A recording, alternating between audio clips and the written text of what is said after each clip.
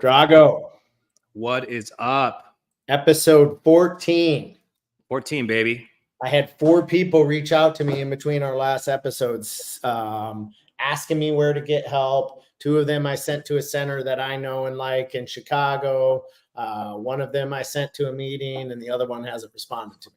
That's awesome, dude. What's been some successes for you? Successes for me, man. Just saying staying sober is a success for me, right? Yeah, I just tried to live one day at a time, and if we can help anybody or we can bless anybody or somebody wants to get sober or try to get sober, that's a blessing to me. So as they come in, I'm super grateful for that. You know what I'm saying? Like, I just feel like it's my way to give back, to be of service to people, which, I mean, I'm of service to people all day, every day, but that's like what really like fills my cup up. How's our friend that went to Vegas strong? How's he doing? Good. Yeah. Devin's good, man. He's doing good. He's living with my mother-in-law. He's working a program. He's in the process of getting into a long-term treatment center. So that's a little bit of a process here in Vegas, but he's doing it. I saw him 2 weeks ago. We did a family event at the river, and he had just celebrated 61 days to be exact. Man, that's awesome. Good for him. That's, I mean, the condition we talked about being in, we've both been there, to have that vulnerability and understand you need help and to go after and be successful. That's amazing. Yeah, for sure. I'll do 100 of those, just to 100 of these just to help one person like that. Oh, bro. All day. I mean, that's what we're doing here on just trying to get the word out. I'm not trying to get famous on a podcast. I just want to help more people, if that's a possibility, if they want the help. Yeah. So I've been saying, like, gosh, I had 2 conversations this week with friends of mine that are struggling with alcoholism, like severe alcoholism. Right. And I talked to a couple of their family members. Right. And they're angry, and I get it. But I'm like, hey, you also had your dad and your cousin who had cancer. I watched all over Facebook how you guys put on the bracelets and wore the shirts and posted positive stuff every day about your family members going through cancer. Are you giving that same support to your brother and your sister that are dealing with addiction, which is an illness like cancer? And it just opened their eyes, right? I'm like, no, you're not, because no one does. And until we start doing that, there's always, you've been through it, I've been through it, there's this shame cycle, right? Now, thankfully, I received my Lord and Savior, Jesus Christ, who died on the cross, I believe, for my sins, and removed that shame. And once I started believing that, the guilt and the remorse and the vicious cycle I used to go in, it's a cycle. It's a vicious cycle. It's like any impulse, right?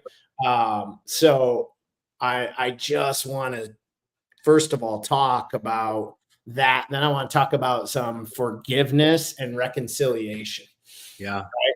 So how can we, band together as a society, as friends, as family members, to help someone, right? I'm 14 years clean with 3 relapses, right? You're 5 years through it. So you're a little closer to it than I was, right? Yeah. How would you have accepted family help when you were going through the treatment, going to the meetings? Talk about that. Man, that's a good question. I think for me, I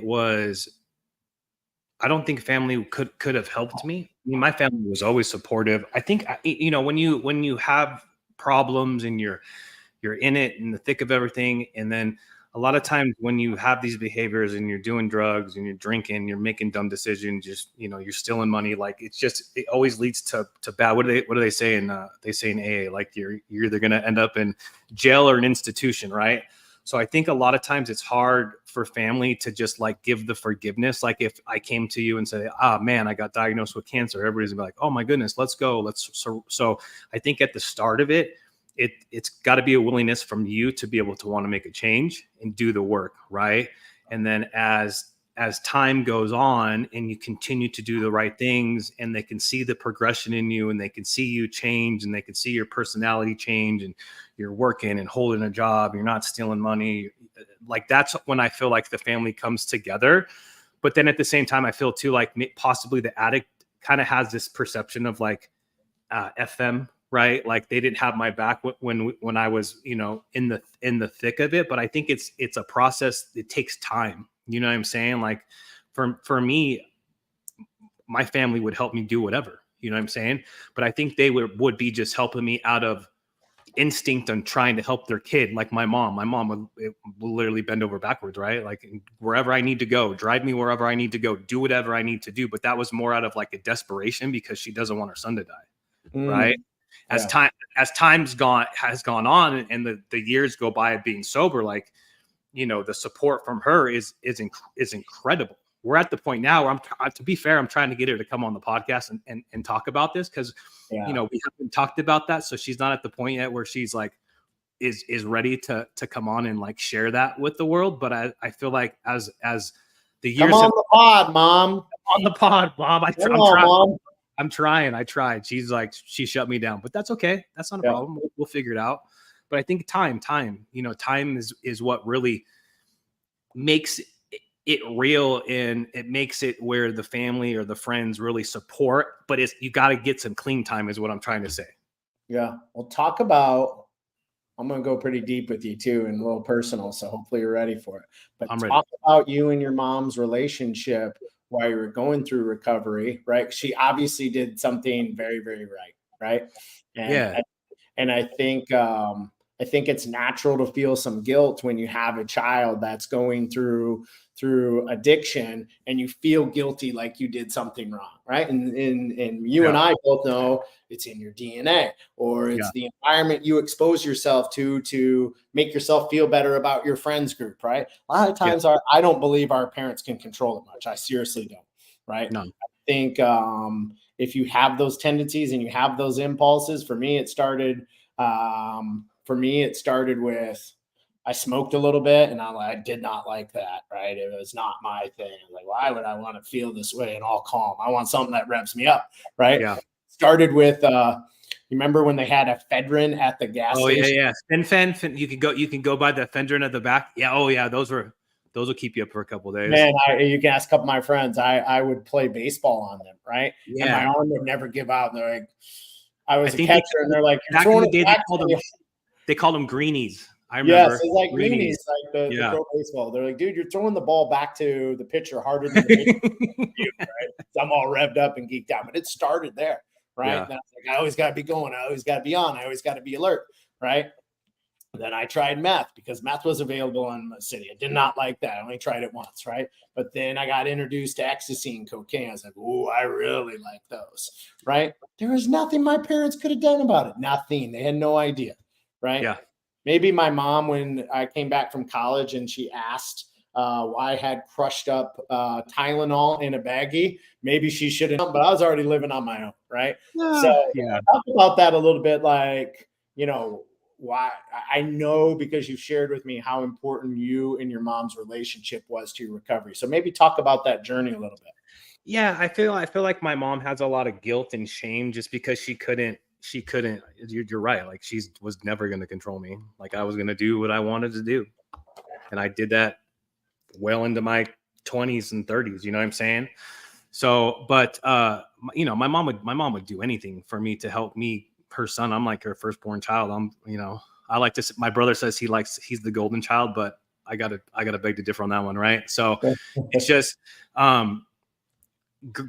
we've always been close my entire life. And then I feel like maybe when you become a parent too, and I haven't experienced this yet because my kids are little, and then you raise this child and he turns into a man and he's doing good, and then all of a sudden it just fucking falls off the rails, right? And you're just, what happened? Where did I go wrong? I think that's where my mom struggles with, is just like, man, what did I not do? Maybe blames herself a little bit. I think so. Cause I did it all. I experimented with all the stuff too, right? I smoked weed. I played sports in high school, just like you. Like I drank, I had a good time with my friends. I mean, you met Brian last week. Like we were always partying, drinking, doing that stuff. I really didn't get into the opioids until I was, out of high school and starting to kind of become a young man and working. But like, I think she just has the perception of like, how did I not know that because she always says the same thing. Like, how did I not know that you were abusing opioids? It was one of those things where, and that's what really made it convenient for me too. Cause I love the way that it made me feel, but at the same time, it was very easy to hide. Yeah.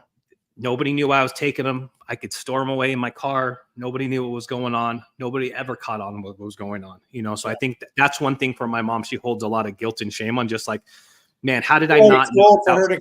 You're already too old for her to control you. She couldn't have done nothing, right? Hey, for sure. But I'm still her son. You know what I'm saying? And so she feels a lot of responsibility on that. And, and listen, my mom is a savage. Like, so she's done everything. Like even into my being an adult, like what, oh my God, I'll tell you a crazy story. So before I was in lending, I was in the credit restoration business and I would travel to these different states. I made him do this, by the way, Mr. Dragovich. So I would meet with mortgage lenders and I would be like, hey, I want you to send me your people that don't have good credit. Right. And so I would spend time alone and then I stopped going to meetings and I stopped participating in recovery. And then I started like hanging out with lenders and I'm like, oh, these guys are fun. And you start drinking. So long story short, I ended up getting like wrapped into, like needing a doctor that would prescribe me Adderall, which is basically like meth. Right. Mm-hmm. And so like, I don't know what I was thinking, but I decided that I was in New Mexico and I was there for 2 weeks and I was going to drive to California and I was going to hook up with some of my friends, have a good time and then drive back. Well, that ended up being like me staying up for 4 days. And I was like, literally, it was bad. I didn't know what was going on. I'm like, my mom's like, and I have this rental car from this company in California. My mom's like, I'm like, I'll quit. I'll just take the car back. I'll just move back. Cause I was living in Colorado at the time. I'm like, I'll just move back. Well, she said, hell no, dude, get in the car. And she drove me while I slept in the middle of the night from Orange County, California, all the way to Albuquerque, New Mexico, so I could make my flight back. So my mom has always been my ride or die. Mm-hmm. Yeah. So how is that important through your recovery? At the time, I don't know. It important for my recovery, knowing that she would always have my back. So really like also too, my mom was kind of like my enabler. Like I could always go to her. Like if I ever had a problem, that was a big thing when I met my wife, because any type of problem or situation, I'm like, oh, we don't have money. Oh, we call the Bank of Mary, right? We'll call my mom because my mom will take care of everything. Oh, I couldn't make my truck payment. Call my mom.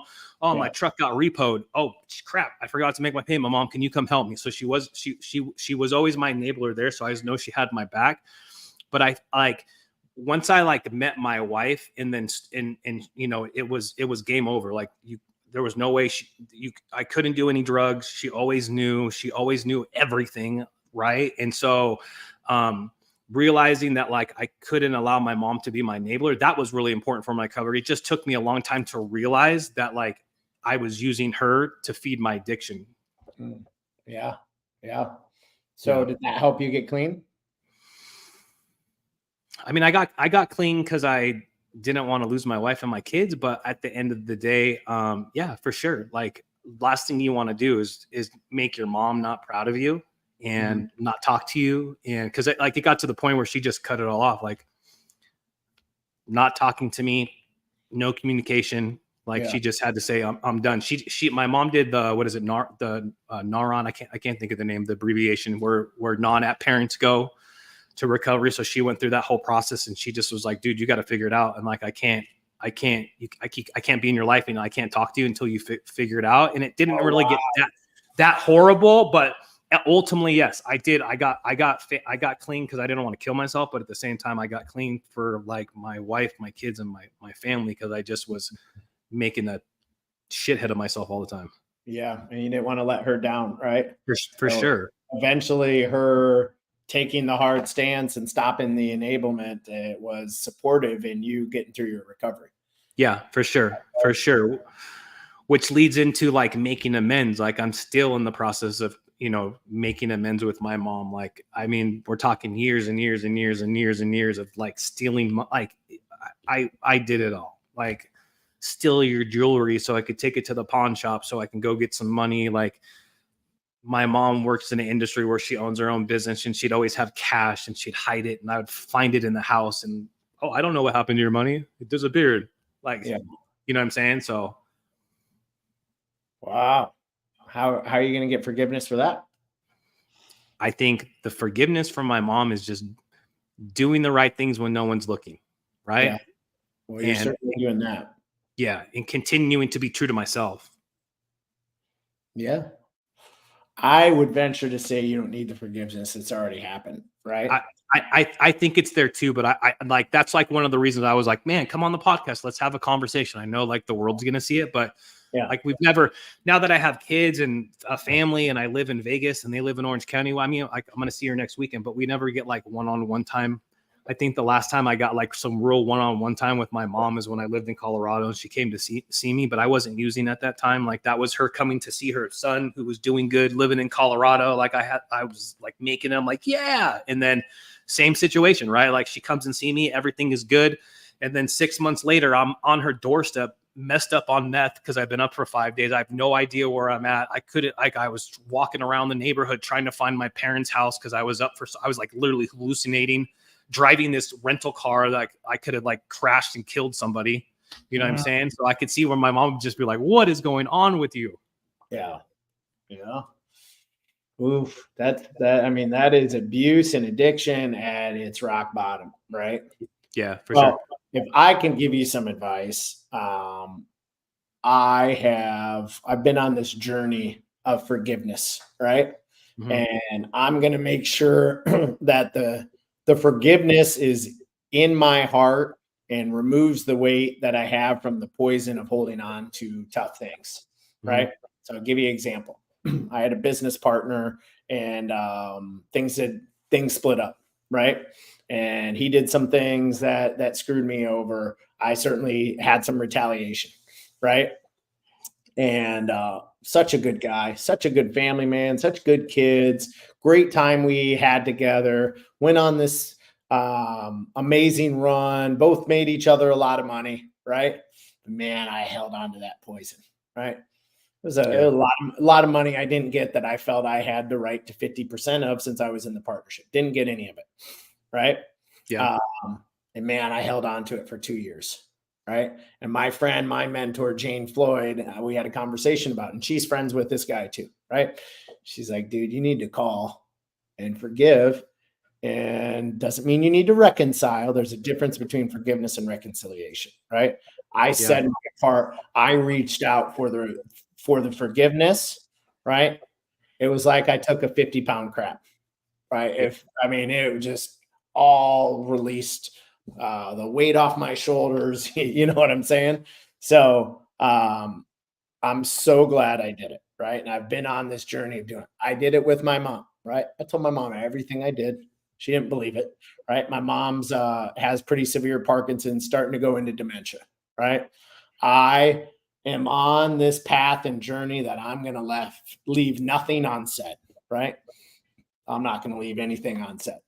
We had a friend pass away yesterday, a friend of ours, father, right? And we just had some great times with him. We used to tailgate with him. We used to go to football games with him.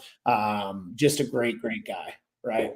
And I was having conversations with my friends about all those good times, right? When I was at the height of my drug use, right? But he still always accepted me. And sometimes he knew I was there high, right? Sometimes he knew I was using while I was going to the football games and tailgates, right? But man, it was just so important that I told his son, like, your dad never judged me. Your dad always welcomed me in. I will always have fond memories. I know, because he knew my father, knew that I had been getting into some trouble, right? He knew what was going on, but always accepted me in, right? Yeah. And I'm just on this journey of I'm never going to tell my kids enough that I'm proud of them, right? Yeah. I'm never going to tell my friends enough that I love them. I'm never going to tell my family members and my wife that I love her enough. I am on this just obsession about leave nothing unsaid, right? Yeah, I like that, and I maybe I've never like thought of it that way. I do the same thing. Like I could be dead. I almost killed myself multiple times. You know what I'm saying? So like for me, and like having a comeback and winning and like just being awesome and living a blessed life right now, like I just feel the need to, like, I tell everybody I love you, man. Like, you know what I'm saying? Like we don't tell each other we love each other enough. We don't tell each other we do a good job enough. We don't give praise to people enough. So I get what you're saying on not leaving anything said, and I'm gonna start doing that as well. Yeah. Well, and it's like the business partner, right? Never heard back from, didn't say a word, didn't return my calls, obviously doesn't want a reconciliation. Doesn't mean we But have to reconcile. yeah, you don't have to, but you kept your side of the street clean. That's I all that matters. cleaned up my whole side of the street. My Yeah, side has no dirt on it. I'm not saying his side has dirt. That's yeah, his yeah, decision to make if he wants to clean up his side of the yeah, street. I took ownership. I apologized. I talked about the good times. I said, hey, I would love to catch up and talk and put this in our past, right? yeah. I did my part. I felt so good after doing it. That's awesome, dude. Cool. Yeah. So once What do you you do that what with do your you mom, what do you think about like people that aren't here anymore, like that you would need to make amends to, like so your friend passed away, so you felt compelled to like tell his son how important his dad was to you? mhm. Yeah, Okay. yeah. I think if is it a family member you're referencing? Yeah. Tell other family members, right? Tell other people like, here's what I did. I'm holding on to this. I feel horrible. I address people all the time, right? Like Yeah. honestly, I don't know if my dad's in heaven. He wasn't a Christian, right? Wasn't a practicing Christian. We would go to church. He'd be at the bar. I don't know if he's in heaven. I wouldn't Maybe. think he was by my standards, right? But I still Yeah. talk to him, right? I still have asked for forgiveness for a few things. I don't know if he heard it or not, but it made me feel a hell of a lot better. Yeah. Okay. That makes sense. Cause like I'm referencing like my grandma, like I spent a lot of time at my grandma's house too. Like, so she was like a second mom to me, and it's like, I shit on her a lot. And so I, I believe in a higher power. I don't necessarily know if that's Jesus Christ. I'm trying to figure that out for Mhm. myself. Mhm. But I do believe that there's something greater than us, and I do believe that there's something for us at the end of this life when our fleshy body is gone. Like, what happens to our consciousness? So this might seem totally crazy, but like, I have conversations with my grandma. Like, I Yeah. still talk to her, and I have in my head made amends. Maybe that's me being crazy, but like, I can literally hear her respond sometimes when I talk to her. Say it out loud, right? Yeah, Say I it do. out loud. Give yourself affirmations. Allow yourself forgiveness. Forgiveness is for you, right? Yeah, Reconciliation is for you and the other person. If either of you want it, it doesn't mean you need to reconcile, right? yeah, Like I had a friend I talked to yesterday, had no idea he was just off, man. I mean, he's been off. He's been kind of rude. We work together. We work together in real estate. We pray together. We've talked about scripture. He's just been off, like rude to my staff. I'd have a little talk to him, like, dude, you can't talk to my people that way. What's going on with yeah, you? Right. yeah. And guess what I found out? He's drinking. His wife was cheating on him. Oh wow. He's got an 8-year-old and a Something 10-year-old. major is going on in his life for sure. So I felt horrible that I even had that conversation with him. Yeah, Right. Felt terrible. Right. That I even went there. Right. So I think it's really important because you shared with me some of the stuff you did to your grandma. Right. But yeah, you got to forgive yourself for that. Right. yeah, That's kind of why we're both doing this. Right. for Someone sure. within us is like, hey, we have a need to try and make amends with the wrong that we did to make things right. Yeah, for sure. I I took a lot of money from her, like in the tune of like hundreds of thousands of dollars, and I didn't go to jail, and there was no repercussion for me. Mhm. Like I just was making horrible decisions based off somebody that I loved because I could manipulate her, because she would do whatever. She was my enabler too. She would do whatever I wanted. Mm. And so that eventually turned into like when you're a full-blown drug addict and you're doing like opioids, and an oxycodone pill costs $80 and you take 4 of them a day. Like, you got to figure it out, right? And so for me, that was stealing money, like basically taking money out of her bank account. So, and I never got the opportunity to like make amends. I do.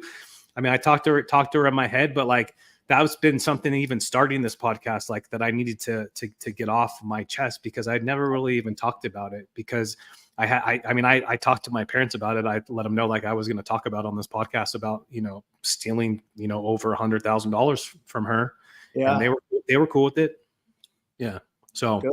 Well, have you forgiven yourself for it? I'm working on it. Yeah. Doesn't sound like you have. You still get emotional talking about it. I do. Yeah, for sure. Cause I don't feel like I've done enough good enough in my life to like forgive doing that. Yeah. Well, what I learned is I was a different person, right? We have both reprogrammed our brains to not have those impulses or addictions anymore. Yeah. Right. And when I had them, I mean, it was pornography, it was women, it was drinking, it was money and notoriety and attention, right? I mean, it was a lot of impulses that I went after 2006 through about 2009 before I met my wife, right? Yeah. And it's all just, it all came down to having to reprogram my brain, right? So I think the important thing as we seek forgiveness, right? Because you're seeking the forgiveness. First, you got to forgive yourself, right?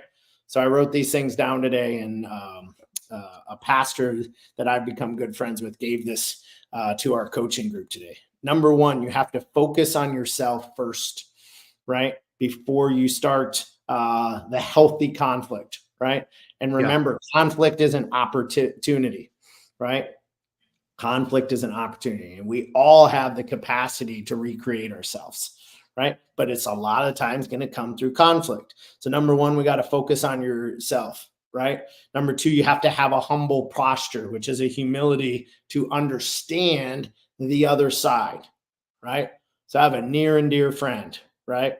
I'll just share my politics. I have leaned left, and now I leaned right throughout my life, right? Probably lean a little more right now, but kind of sit in the middle, right? Okay. And I mean, that's a good thing though, because you're growing as a human in purpose, and we all change and have different perspectives. So yeah. Like I've told a few people who I'm going to vote for. I get blasted for. I was like, well, you got to remember, I voted for this person, this person, this person for that. I am not. Do I call it party brainwash? Maybe party brainwash. I will vote for both sides, right? If I think they're the best candidate. So anyways, I'm going off on a tangent, but I had to have some humility. So I got in a big argument with a friend of mine, right? And she would have lost her life if she wouldn't have had an abortion. Wow. Right? She would have lost her life. It was the decision, the baby or her, right? So what do you think her perspective is on abortion? She's pro-choice, right? Absolutely. Now, let me share mine with you. I was adopted, right? I was the product of a one night stand or some foolery on the side. I was not just a surprise, a mistake, right? Yeah. And so my mom, my biological mom, who I still haven't found, I'm on that journey, but she could have made the decision to have abortion. I wouldn't be here, right? Then I had my preemies, Nora and Colette, right? They were born 2.6 and 2.8 pounds, right? Then as all this kind of started back and forth, some of the states went to like 30-week abortions, 32-week abortions. So I saw babies younger than that. I saw what they look like firsthand in the hospital every single day, right? What they looked like and what a fetus looked like, right? So what do you think my perspective is? It's all about, if you procreate, you're gonna create pro-life, right? Yeah. Mine is pro-life because of my perspective in the world. And we all have different perspectives, and we got to appreciate the other side. Now, I love this friend Dealey, and her and I will battle on it, right? We've got into arguments about it before, mostly when we're drinking and having a good time, right? It'll turn in and our spouse will be like, oh my God, shut up, you two, right? And it's all in good debate, but it's gone a little too far once in a while, right? But I love her and I appreciate that we can have that debate and I can understand where she's coming from because I would have that probably outlook too if I would have went through what they went through. And if they would have went through what I went through, they might have my perspective, right? And that's humbling yourself and humbling your posture. So the second thing I do is humility and a humble posture to seek understanding on the other side, right? Third, you got to validate other perspectives and feelings, right? You got to check and see what their feelings are on it, right? They might be super pissed off. I had to call her the next day when I went too far and said, I am so sorry. I feel like I went too far. Are we good? Right? Yeah.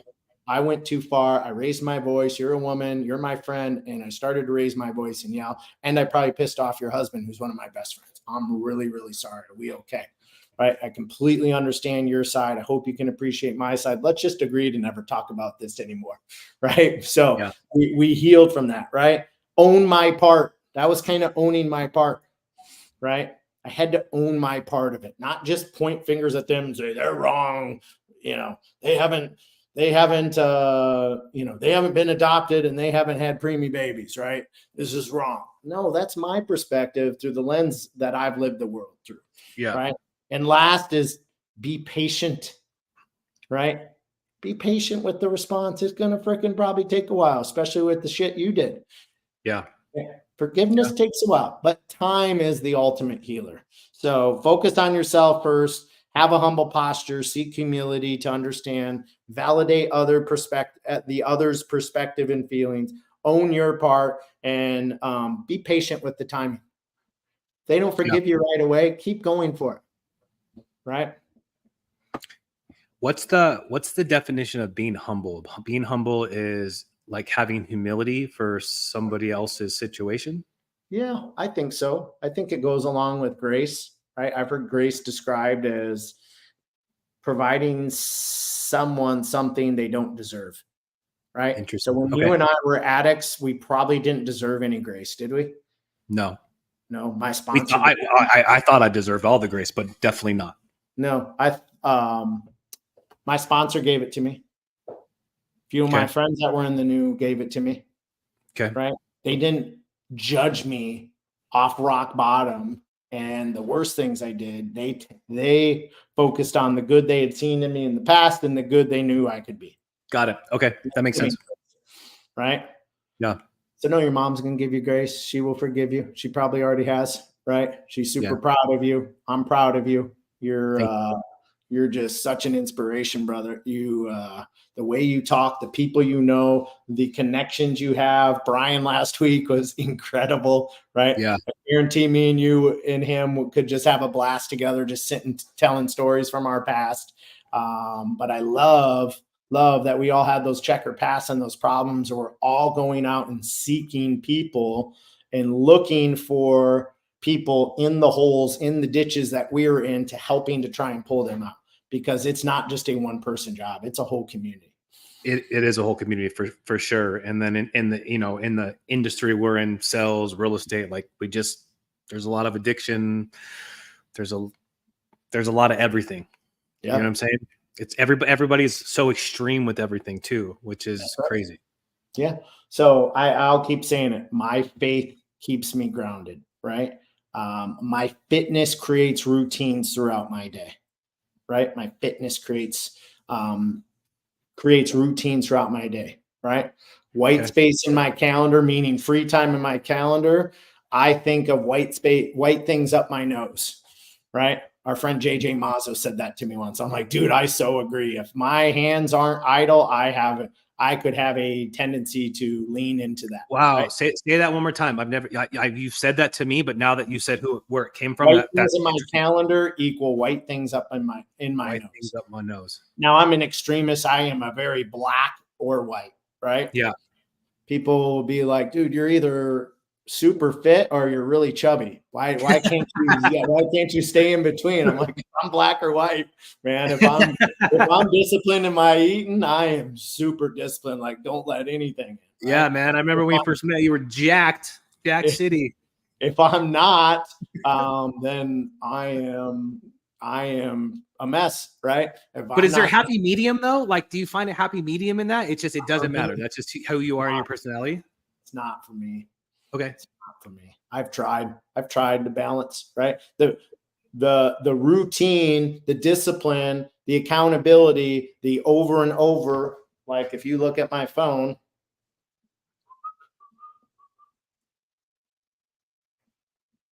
right? It's all my calendars. I got one thing left to do, right? Yeah. In 13 minutes, I got to go because I got to finish my pre-approval calls, right? And then it says go home at 6, so my alarms will go off, right? If I don't follow that, I will start to veer off course. Now, the freedom and the fun that I have is because of the discipline and the attention to detail and the extreme thoughts of if I have white space in my calendar, I might go back to being an addict. Wow. That's heavy, man. That's crazy. I never thought of it that way, but that makes complete sense on why you're so gnarly about your calendar, which I get it. I get why you do that, but I never really why day in and day out. Now it makes complete sense. But the fitness led me to there, right? The fellowship of being vulnerable and honest and real with my friends, with the people in my meetings, with my sponsor, right? Having that openness and that fellowship, I called it, that's the third F. Having that fellowship allowed me to say, hey, I'm not alone. I'm not in this alone. There's other people feeling shame. A lot of them were Christians. The meetings I went to were at a church, right? It was faith-based. Yep. Man, thank God for that fellowship, right? I was only one of the people that I still stay in contact with, but I needed that fellowship at that time, right? Yeah, to show you it's possible. That's the whole point of doing that. You know what I'm saying? And then I had to go back in and be able to have fun without the drugs.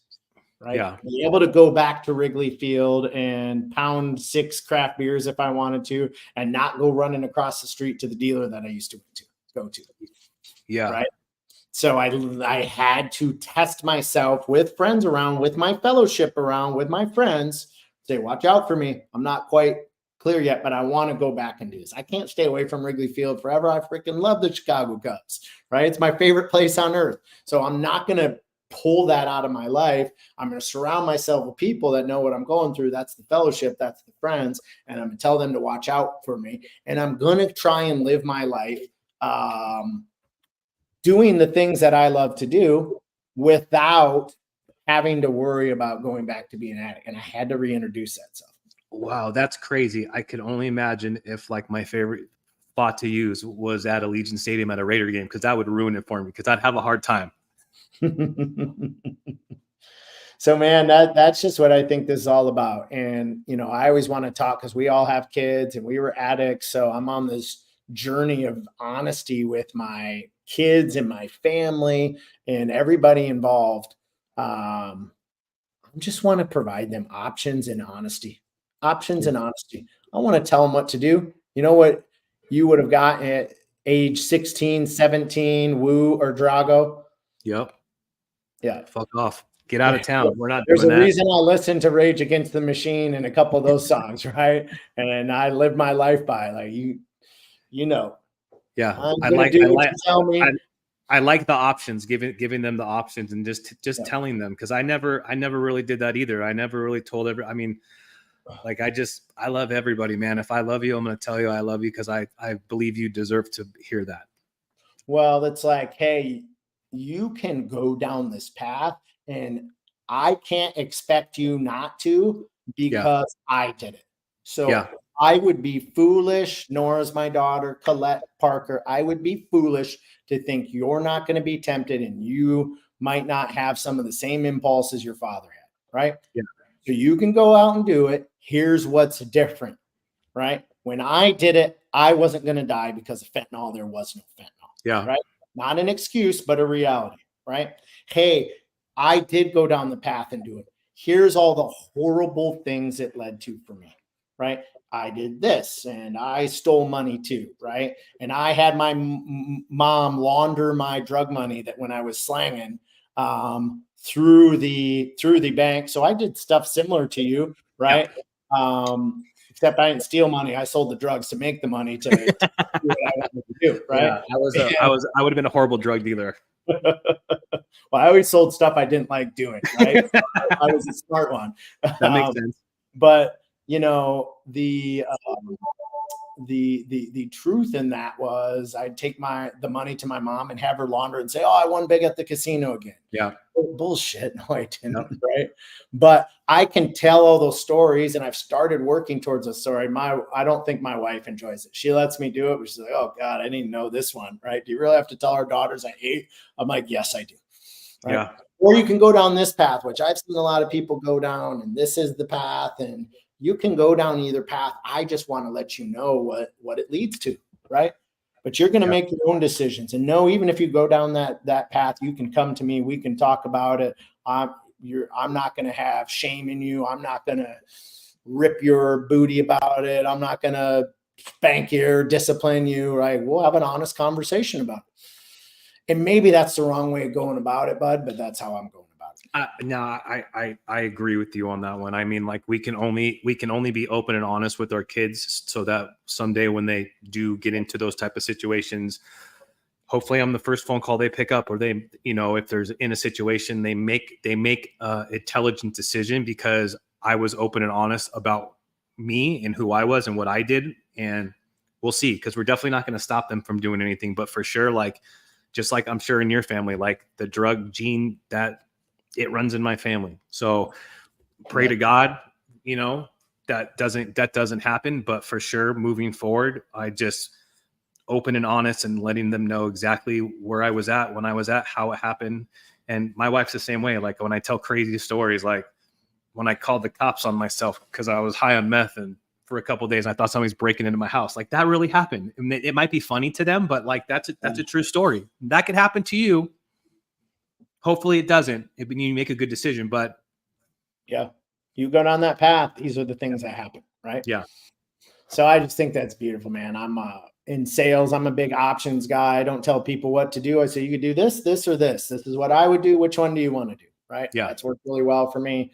It's worked good in my marriage. Hey, we could do this, this, or this. Which one do you think we should do? Is what I think we should do. We come to a determination. Right. Yeah. I think we got to be that way with our kids. It gives them respect. It gives them vulnerability and honesty, and it lets them know they can come back to you to talk about it. Because God bless my parents, I could not talk to them about any of this.